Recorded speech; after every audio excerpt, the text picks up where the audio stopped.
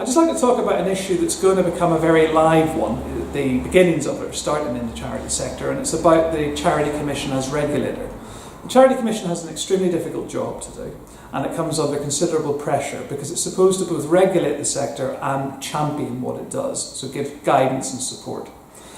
It's an independent body, but it's not independent from the government in terms of funding, and unfortunately in the new austerity process that's been ongoing for a number of years, there were swinging cuts to the budget of the Charity Commission. It consulted and it's had to, if you like, change its focus, and a lot of people have said, and I would agree with them, that the Commission's focus seems to be now on regulation more than support for the sector. And a lot of the scandals which we'll be talking about in other videos, like the kids company, demonstrate that we do need an effective regulator. But the point has come, such as the funding and such as the nature and diversity of the sector and the needs of the sector, that everybody's clear that we need an effectively funded public body to carry out the Commission's functions. If that money isn't going to come from government, it's going to have to come from some other source. So one of the issues coming forward in the charity sphere is whether, in fact, charities will have to pay some form of levy. A figure from William Shawcross, who's the current chair of the Charity Commission, was about £3,000 a year for certain types of charities to fund the Commission. This is not a new idea.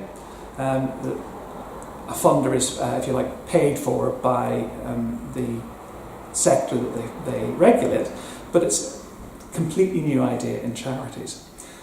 The Commission has held back so far in actually consulting broadly on this issue, but there's already been considerable outcry within the sector from some major sector body groups against the idea of a levy, because charities are themselves victims, if you like, of austerity in terms of their own funding streams, and given that they play such a major civil role, one of the major arguments is the last thing they need on top of that is an additional levy. But it's a debate that will continue to run. It's one that has to run because effective governance of the sector is important. Critics of the Charity Commission, and there are many, will say that, okay, if they're going to pay a levy, if they're going to go that far, the Commission itself needs to be much more transparent in its decision making and much more open.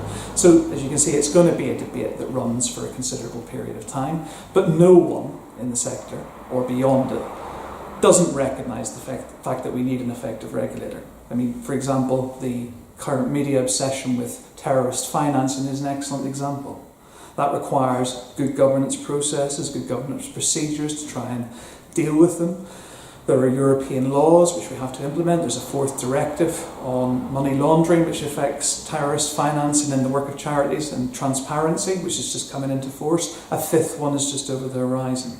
The Commission has to regulate this diverse sector and has to also support organisations within it to comply with legal rules. So, as I said, it's diverse. That's just one stream of the Commission's work. So watch this space. We'll have more as this develops and when we actually have some information on what this levy might look like beyond the statement that we might need one. But it is a live issue for charities, and one that, as I said, will come to the fore pretty soon. Thank you.